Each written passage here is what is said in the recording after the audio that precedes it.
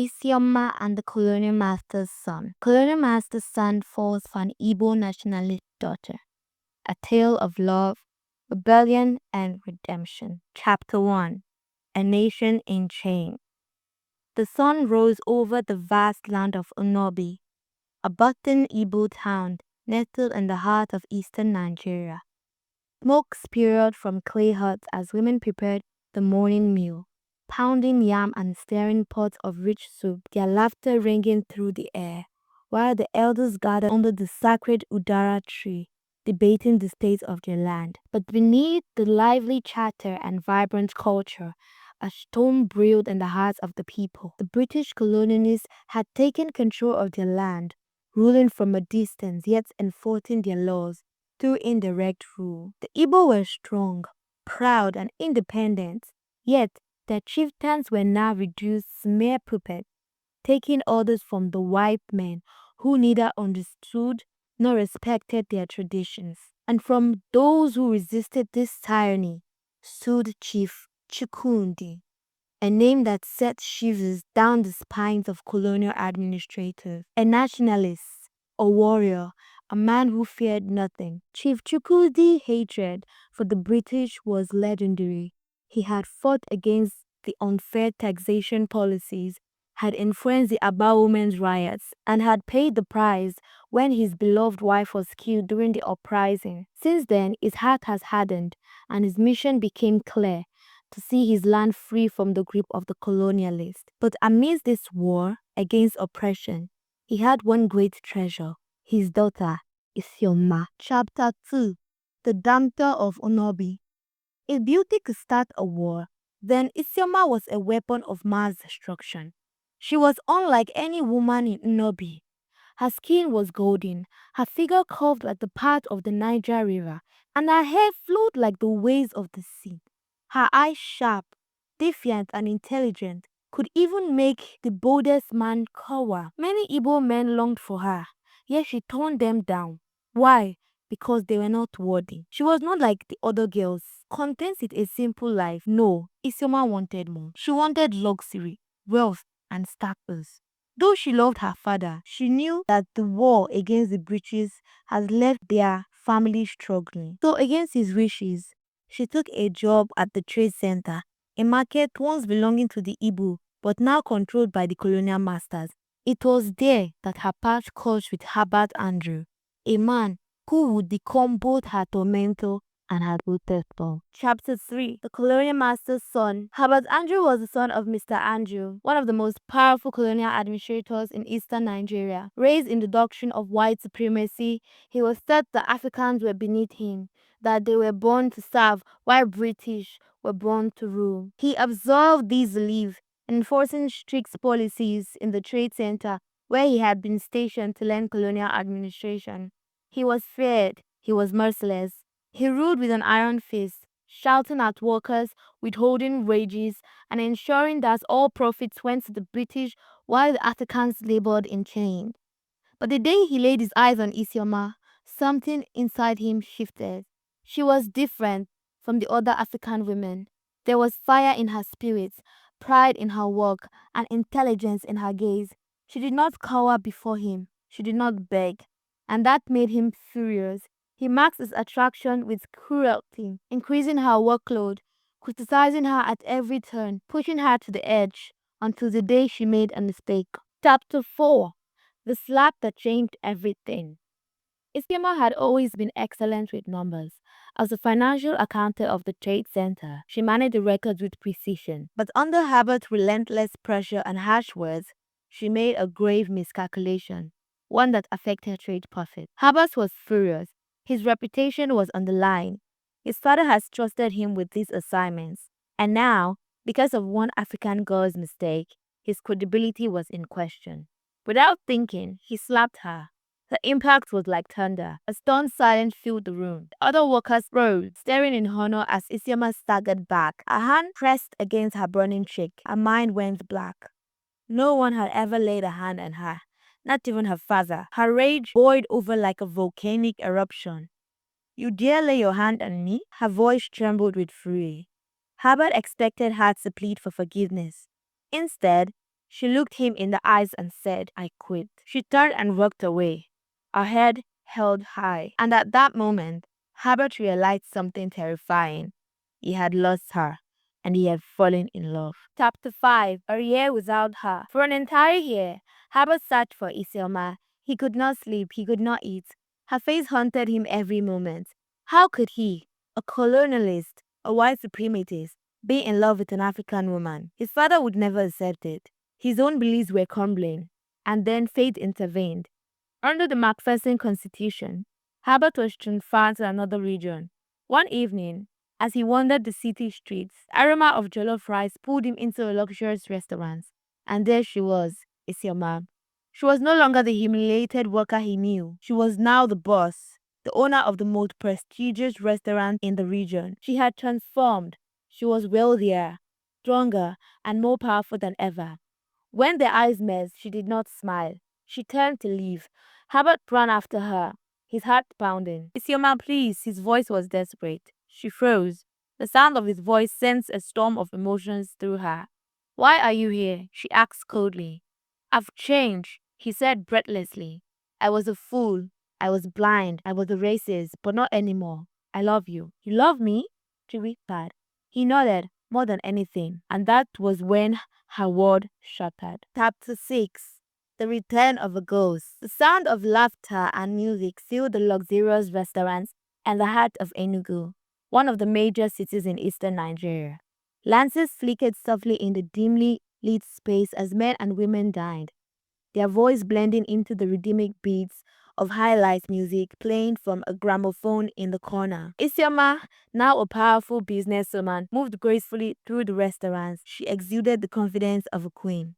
She no longer answered to anyone. Her journey had been long. After leaving the trade center, she had struggled at first, using the little savings she had to start a small food store in the local markets. But with determination and intelligence, she had turned that store into a full-fledged restaurant, attracting both Africans and Europeans who couldn't resist her mastering cooking. She had built her empire, and then he walked in, Herbert Andrew. She felt his presence before she saw him. The moment their eyes locked across the room, her stomach tightened with anger. Her past had come back to haunt her.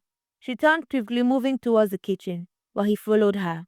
"Isioma, wait," he called, pushing through the crowd as he tried to escape his voice. She finally spun around, her eyes flashing with fury. "What are you doing here?" Herbert Andrew's face was filled with a desperation she had never seen before. "I've been searching for you," he said breathlessly, "for over a year." "Why?" she snapped. "Slap me again? Humiliate me like you did before?" His expression darkened with guilt. "I was a fool." "You were worse than a fool," her voice shaking with old wounds reopening. "You were a colonialist, a racist, a monster, and now you think you can just walk in here and I love you." The word hung between them like a sharp blade. Isioma's breath caught in her throat. "I was raised to believe that black people were beneath me, but after losing you, I began to question everything. I saw the truth. I hated what I have been taught. I hated who I was." She swallowed hard, her mind spinning. Could this man really have changed? She wanted to reject him, to scream at him, to tell him she would never forgive him.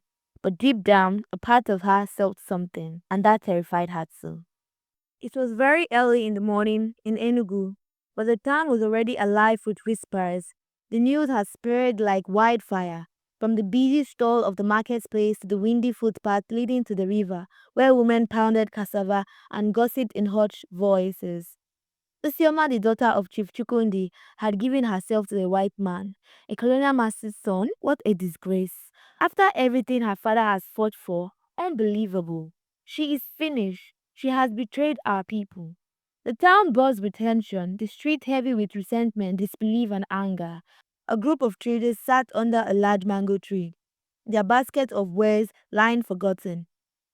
Mama Indedika, a well-respected older woman, adjusted her wrapper and shook her head.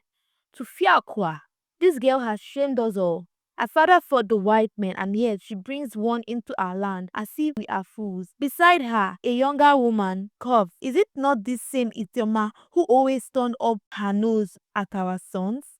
Now look at her, running after a wise man like a desperate girl." One of the men nearby, Eze the butcher, laughed darkly. These women are never satisfied. Our own Igbo men were not good enough for her, eh? Now she will fin. The women nodded in agreement, their tongues sharp with judgment, the guardian of jealous men. While the women gossiped, a different kind of anger brewed among the young men of Enugu. At Obi's palm wine shed, a group of men sat on wooden stools, their cups filled with the milky white drink that burned their throats but did little to quench the fire in their chests. Obinna, a wealthy young merchant and one of Isioma's former suitors, slammed his cup down, making the wine splash onto the wooden table. His eyes were dark with fury. She rejected me for this, he growled. A white man, a colonialist son? Beside him, Chike, the town blacksmith, shook his head in disgust.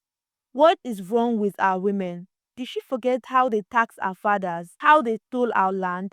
Obina leaned forward, his voice low and venomous. This is not just about her. This is about pride. If we let her get away with it, what to stop others from following? Before you know it, our daughters will be lining up for wise men. The men grumbled in agreement. A younger man, Nnamdi, clenched his fists. We cannot allow this. Something must be done. A heavy silence followed. Then Obinna, lips curled into a sinister smile. Then we shall do something. The betrayal of friendship. Isioma walked through the marketplace, feeling the weight of 100 eyes on her. Where once she had been greeted with smiles and laughter, now there was only cold silence and harsh whispers. She kept her head high, but inside, her heart ached. Then she saw Ngozi and Amaka, her closest friend. Relieved to see familiar faces, she quickened her pace. Ngozi, Amaka, good morning. They turned away. Isioma froze. Her stomach twisted painfully. She reached for Ngozi's arm. Please, at least talk to me. Ngozi yanked her hand away. Her eyes filled with something Isioma had never seen before. Disgust. I cannot believe this, Isioma. Ngozi said coldly. You of all people, a colonialist son? Isioma swallowed hard. You don't understand. We understand enough. Amaka snaps. After all the suffering our people have endured, after everything the wise men have taken from us, you choose one of them? Isema's chest tightened, but Herbert is not like his father. Ngozi scoffed. That is what all the foolish women say before they are used and abandoned. Isiema's hand trembled. Ngozi, please, we are sisters. Sisters? Ngozi laughed bitterly. You are no sister of mine. With us, she and Amaka walked away, leaving Isioma standing alone to Chukundi's words. The wind carried the whispers far beyond the marketplace, far beyond the gossiping women and bitter men. It reached the compound of Chief Chukundi. When he had, all hell broke loose. The messenger boys, barely 14, ran back to the market, breathless. Chief Chukundi is calling for Isioma. He is furious. A murmur of anticipation rippled through the crowd. Some followed, eager to witness the confrontation. Chief Chukundi's words. When Isioma arrived home, her father was waiting for her. He stood in the courtyard, his massive frame tense with anger, his eyes dark as a gathering storm. Is it true? His voice boomed like thunder. Isioma stood firm, though her knees felt weak. Answer me, he roared. Tears burned behind her eyes, but she refused to let them fall. Yes, Dad, it's true. The silence that followed was worse than the shouting. Chief Chukundi's lip curled in disgust. After everything I have fought for, after everything your mother died for, this is your choice? Isioma's voice trembled. Dad, I love him. That was the final blow. Her father staggered back as if the word had physically wounded him. He clenched his fist, then turned away. You have brought shame upon this family, he spat. You have disgraced your ancestors. Papa, you are no longer my daughter. Dad, don't say that, she whispered brokenly. Get out, he said, his voice cold as steel. Dad, please, she begged. Get out. And so, with tears streaming down her face, Isioma turned and walked away, leaving behind the only home she had ever known. The rising storm. But Chief Chukundi was not done. He summoned the elders, calling for a meeting. This white boy must leave our land, he declared, or he will face consequences. And as the sun set over Enugu, the men began to plan. Something dark was coming, and Isioma and Herbert had no idea what was waiting for them. Chapter 9. The Wrath of Mr. Andrew. Meanwhile, across town, Herbert faced his own war. His father, Mr. Andrew, has just received word of his son's disgraceful actions. You have shamed this family. I raised you to rule, not to mix with the very people we are meant to control. Herbert stood his ground. I love her, father. I do not care about what you believe in. Mr. Andrew face turned scarlet with rage. You are no son of mine. Chapter 10. A love worth fighting for. Rejected by their families, Isioma and Herbert had only each other. They fled to Lagos, where they lived in secrecy, avoiding both nationalists who saw them as traitors and colonialists who saw them as a disgrace. Chapter 11. The flight to Lagos. Isioma sat in the back of the rusty lorry, gripping the edges of her wrapper tightly as the vehicle bounced over the uneven dirt road. Herbert sat beside her, his head low, his once pristine British attire now dusted with the red earth of Nigeria. They were fugitives from their families, from their people, from both worlds. They had rejected them. As the lorry rattled towards Lagos, the city of dreams and chaos, Isioma thought of what she had left behind. Her father, Chief Chukwundi, had disowned her. Her friends had abandoned her. The evil men who once admired her now wanted her dead for betraying her people. And yes, she had chosen Herbert. She looked at him, his once arrogant face now weary, his hand clutching hers, as if afraid she might disappear. You don't have to do this, Herbert murmured, his voice thick with guilt. You had a life in Unobi. I destroyed that. Isioma squeezed his finger, her heart aching at the pain of his voice. I chose you, Herbert, she said softly, and I do not regret it. But as they entered Lagos, the city of lights and broken dreams, they had no idea what awaited them. Chapter 12. The City of Hustlers. Lagos was alive, unlike anything Isioma had ever seen. The streets were crowded with street hawkers shouting their wares, women carrying baskets on their heads, and taxi horning loudly as they weaved through the chaos. This is where we start over, Herbert said, looking around.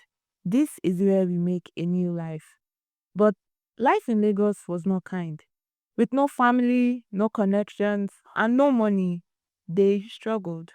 The city had two faces, one of wealth and power, where the elites lived in luxury, and one of hardship and suffering, where the poor fought for survival. Herbert and Isioma belonged to neither world. Chapter 13. The Betrayal. Desperate for work, Herbert turned to old British contacts in Lagos. One of them, Sir Reginald Cartwright, a former colonial administrator, offered him a job. It's simple. We need people to help us maintain order in Lagos. The natives are getting restless with all this independence talk. Herbert froze. Maintain order? That meant suppressing nationalist movements. It meant doing what his father had done. It meant betraying everything he had fought for. Isioma's blood ran cold when Herbert told her, "You are considering this?" she asked, eyes blazing with disbelief. "I have no choice." Herbert snapped. "We need money. We need to survive. We did not leave one form of oppression just for you to become part of another." Isioma shot back. Herbert hesitated, the ghost of a past whispering in his ear. That night, he left for the meeting, and he never came back. Chapter 14. Lost and Found. Isioma waited.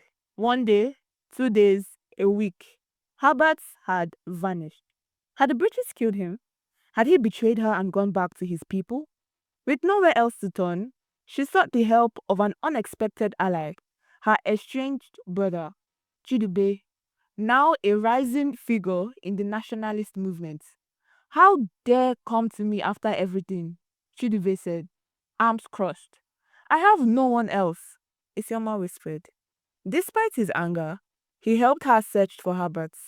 And when they found him, Isioma's world shattered. Chapter 15. The Truth About Herbert. Herbert was being held captive in a British military barrack, not as an enemy, but as a traitor to the colonialists. Sir Reginald had offered him the job, but when Herbert refused to betray the Nigerian people, the British had turned on him. They had beaten him, tortured him, called him a disgrace to the empire. When Isioma saw him, his face was swollen, his body covered in bruises. Her heart broke. "He came back for me?" Herbert murmured, barely able to speak. "Always," Isioma whispered, tears falling onto his skin. With the help of Chidibe's nationalist connections, they broke him out. But now, they were not just fugitives, they were revolutionaries. Chapter 16. The Fight for Independence. Nigeria was on the verge of independence.